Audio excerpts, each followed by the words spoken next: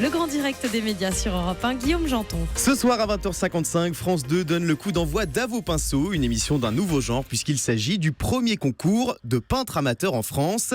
Une dizaine de candidats vont s'affronter à coups de pinceaux et autres fusains, le tout animé par une Marianne James très inspirée qui fait très bien le coup de pinceau. Et elle est avec nous pour en parler ce matin. Bonjour Marianne James. Bonjour. Bienvenue sur Europe 1. Merci. Alors tout d'abord, qu'est-ce qui vous a séduit dans ce format qui peut sembler assez surprenant au départ ? C'est neuf, c'est tout neuf. C'est tout frais. On n'a encore jamais fait ça à la télévision française. C'est le service public. On parle d'un art que j'aime énormément, qu'est la peinture. J'ai rencontré très rapidement les deux jurés. Je trouve formidable. Et je savais que le casting, humainement parlant et stylistiquement parlant, de ces 10 candidats a été juste une poire pour plus que la soif, pour être intéressé à l'humain, à la peinture. Et puis je savais moi que commencer à crayonner, ça demande pas d'aller acheter une cuisine à 10 000 euros, quoi. C'est tout simple, hein, un crayon, un papier, ça appartient à tous. Parce que vous le dites vous-même au début de l'émission, vous êtes une grande amatrice de peinture. J'adore ça. Ma propre sœur, le peintre Scali, donc fait sa carrière, elle est peintre. Et moi, quand on part en vacances ensemble, elle a toujours une petite boîte de couleurs. Comme les enfants qu'on veut occuper, elle me prête le crayon jaune. Et moi aussi, j'ai le droit de faire des dessins. Et je vous jure que si vous arrivez en Thaïlande ou au Brésil, il y a des petits dessins que j'ai faits, je les préfère que ce que j'ai fait sur mon smartphone. Il y a un moment, c'est plus intéressant de vraiment avoir sa touche à soi que le fameux téléphone où on envoie à la planète entière nos photos. On va vous voir peindre un moment dans l'émission ? Non. Rien du tout. C'est pas dommage. cette année, mais l'année prochaine. Forcément, il y aura l'année prochaine. Avec plaisir. Alors, au-delà de l'animation pure et dure, vous aurez quel rôle dans cette émission ? Je fais le lien. Ouais. C'est moi qui... Je suis exactement comme les blancs en neige dans la mousse au chocolat. Est-ce que ça vous parle ? Bien sûr, j'adore la mousse au chocolat. Voilà, la mousse au chocolat, s'il n'y a pas les blancs en neige, c'est un peu compact, vous voyez, c'est un peu noir, un peu sombre et tout. Et tout d'un coup, on y met de la légèreté. Moi, j'y amène un peu de folie, un peu de légèreté et en même temps une mécanique. On appelle tout simplement présenter une émission. Et je fais surtout le lien entre les candidats et les jurés et le téléspectateur. Justement, un petit mot sur le casting de cette émission, vos petits pinceaux, comme vous les appelez. On vous sent très proche d'eux. Alors, humainement, ça l'a même fait trop fort, quoi. C'est-à-dire qu'on se voit, on a l'impression de se connaître depuis toujours. Eux, ce sont quand même des gens qui ont des vrais métiers. On a bien vu. Ce sont des amateurs, donc. Que des amateurs. Ils ne vivent pas de ça, mais vraiment, ils vibrent pour la peinture. Et quand je les ai rencontrés, j'avais l'impression de les connaître depuis toujours. Eux, ils étaient très surpris par tout ce grand barnum qu'on appelle la télévision. Et il fallait qu'ils retrouvent du calme face à la toile. Surtout qu'on leur dit, vous avez 3 heures. Habituellement, un peintre, ça peint quand ça veut. Ça repeint, ça déchire, ça jette tout par terre et ça reprend. Ça prend du temps, ça mature, comme on dit. Là, c'était genre, il est 9h du matin, à midi, cette œuvre sera finie. Et ça, c'est violent, hein, pour un peintre. Et moi, j'étais là pour les stabiliser, pour être solide avec eux. Et vraiment rebooster près d'eux. aussi. Comme dans Prodige, je suis près des mômes, près des enfants, quoi. Voilà, là, je vous parle. Et il y a des profils assez surprenants aussi, parce qu'on ne sait pas que les petites mamies qui peignent chez elles, il y a des très jeunes. Il y a des très très jeunes, oui, on a un lycéen. Pas un mec qui est en fac, non. 17 ans. Et ouais, on a un lycéen, on a une retraitée de la fonction publique. Et bon, ils ont 50 ans de différence tous les deux.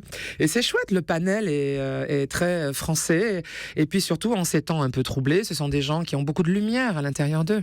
Alors, qui dit concours à la télévision dit forcément jury. Et ce soir, on va découvrir 2 nouveaux personnages hauts en couleur, Bruno Vanacci et Fabrice Bousteau. Ah, si. Alors, quel type de juge ça va être ? Plutôt bienveillant ou plutôt sévère ? Là, parfois, ils sont sévères. Et ça me déplaît pas. Ça me rappelle mes jeunes années à la Nouvelle Star sur M6. Un peu moins cassant quand même, non ? Oui, c'est vrai qu'on avait la palme du cassage, oui. Nous. Quand même. Ouais, c'est vrai. Oui, mais vous vous souvenez de la tendresse aussi. Bon, bien bref, sûr. On n'est pas là pour parler d'M6. C'était vous la tendresse. La tendresse. Bon, excusez-moi, pardon. Je reviens. Je vous en prie. Nos 2 juges, on a donc Bruno Vanacci qui est un peintre. Lui, voilà, qu'est-ce qu'il ne sait pas faire avec ses doigts.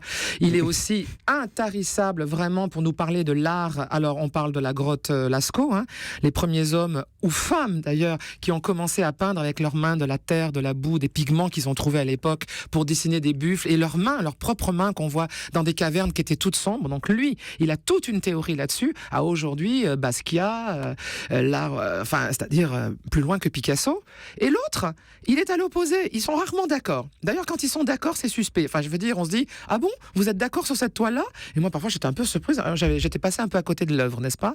Mais le Fabrice Bousteau, qui est le patron d'un grand magazine qui s'appelle Beaux-Arts Magazine, voilà, lui, c'est pas compliqué. Il fait des expositions dans le monde entier. Il les organise. maîtrise, il a un regard sur l'art, mais l'art contemporain, l'art classique, l'art de la décoration, il est aussi intarissable sur ce que l'on fait aujourd'hui. Et j'ai adoré le match un peu qu'il y avait entre eux. Ils étaient parfois mais radicalement opposés. Ce qui était très marquant dans l'émission aussi, c'est que À vos pinceaux elle-même est presque une œuvre d'art. C'est-à-dire que vous avez vraiment soigné la réalisation, il y a des super décors naturels, vous avez été sensible à ça, vous, j'imagine, alors, c'est en tant vrai qu'artiste. que vous verrez ce soir, alors c'est vrai qu'on se balade vraiment, quand on parle d'une frégate, parce que l'épreuve c'est une marine, donc là, au lieu d'avoir une photo d'une frégate qui est un bateau du XVIIIe siècle, on a la frégate sous les yeux, voilà, elle fait 50 et quelques mètres, enfin, elle fait entre 30 et 35 mètres de long. Vous vous rendez sur place et à Saint-Malo, Voilà. donc Oui, on se rend à Saint-Malo. Et quand on va parler du végétal et de l'animal, ben où est-ce qu'on va? À Thoiry.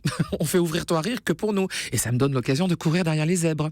Voilà. Alors, Et puis parfois, vous nous verrez sous le dôme du Grand Palais. Parfois, on est au Moulin Rouge. Parfois, on est sur et sous la Tour Eiffel. Parfois, on est aux Beaux-Arts à Toulouse. la Dans le production jardin... a mis les moyens.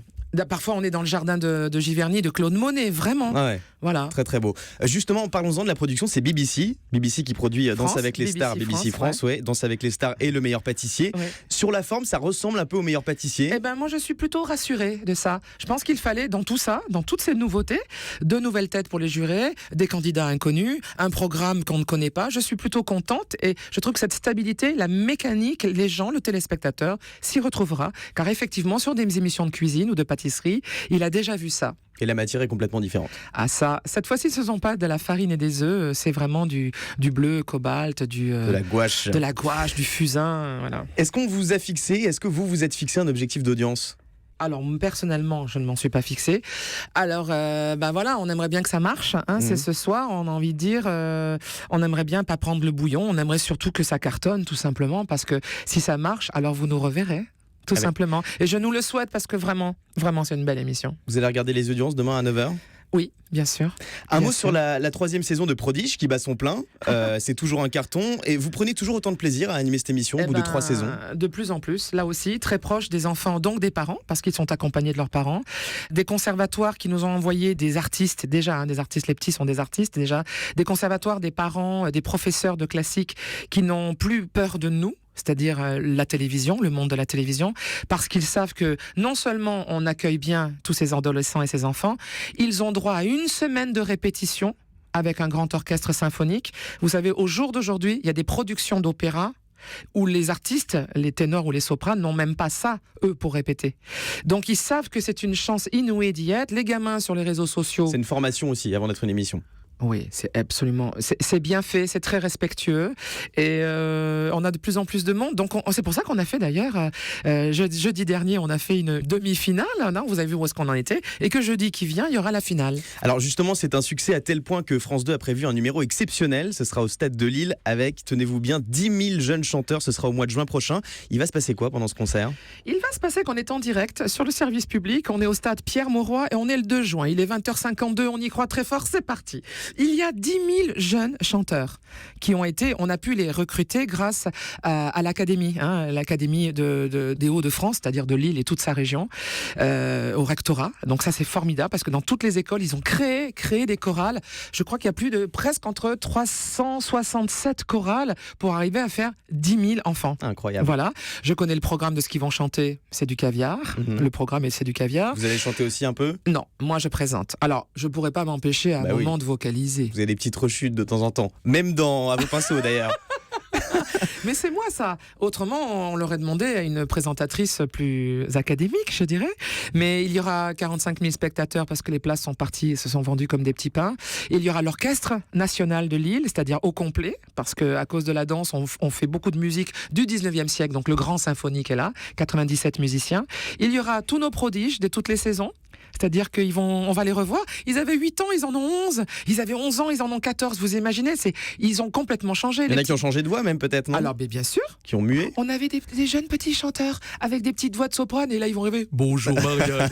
Parce que le temps a fait son œuvre et la nature, voilà, a fait que tout ça s'est bien mis en place pour rester correct. Et maintenant ils ont des voix de baryton et c'est génial de les retrouver. Alors on va parler de France 2 maintenant. Il y a des rendez-vous qui cartonnent comme Prodige que vous animez. On sait que c'est un peu plus compliqué l'après-midi en ce moment. Oui. Vous voulez regarder ces nouvelles émissions de l'après-midi sur France 2 ? J'y étais invitée. Moi je trouve qu'elles sont bien.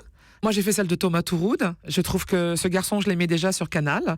Je trouve qu'il est très bien à sa place et je souhaite qu'il y reste personnellement. Elle est vraiment bien, son émission. Lui, il est vraiment plus que bon esprit, quoi. On sait que France 2 cherche de nouvelles émissions. Est-ce qu'ils vous ont contacté? Oui. Pour faire quoi? Alors, c'est très agréable de dire non. Hein. Ah là là, ça c'est du vous avez luxe, dit non? hein. Ah ben bien sûr. Pourquoi? Parce que moi, ce que j'aime, c'est rester dans l'événementiel. J'aime bien Prodige, c'est 1 à 2 fois par an. Créer l'événement. Voilà, moi j'aime bien créer l'événement parce que j'ai la grande chance d'être encore artiste et d'être toujours artiste et surtout artiste. Et donc je joue beaucoup dans les centres culturels en France, mon spectacle, Miss Carpenter. À l'occasion, merci, je fais ma petite promo là. Avec plaisir. Mais j'ai Ils vous ont besoin. proposé quoi, France 2? Eh ben, des horaires d'après-midi, mais je vous parle du mois de février, là, dernier. Ils ont commencé à chercher comme des fous-fous. C'était quoi, un talk show? Oui, c'est ça, des talk shows, tout simplement. Mais si moi, on me voit tous les jours, c'est-à-dire ce qu'on appelle la récurrence en télévision. Vous avez peur de lasser? Moi, de me lasser déjà. À la Vous limite, vous savez, je suis tellement nombrilique qu'à la limite, que les gens se lassent de moi, ça ne me pose pas de problème. Vous voyez ce que je veux dire? C'est plutôt moi de me lasser. Alors, vous nous avez beaucoup fait rire à l'Eurovision au mois de mai dernier avec Jarry et Stéphane Bern. Est-ce que vous rempilez cette année? Alors, c'est officiel, c'est oui. Ah, Ça y est. C'est le même, nouvelle. c'est le partenariat France 4, France 2, avec Jarry. Les 2 demi-finales dans la semaine, donc sur France 4, et le soir de la finale avec Stéphane Bern sur France 2. on ne change pas une équipe qui gagne. Ouais, exactement. Vous connaissez le titre qui va représenter la France? Non, toujours pas, et je languis. J'aimerais bien être au courant. Non, toujours pas. Il paraît qu'il a été choisi. Mais vous faites vraiment bien le job. Moi, je suis pas au courant. Ils veulent pas me répondre, ils sont vilains. D'accord. Mais répondez-moi, dites-moi qui c'est. Allez, on va faire une courte pause. On se retrouve dans un instant sur Europe 1 avec Marianne James. À tout de suite. Europe 1, le grand direct des médias.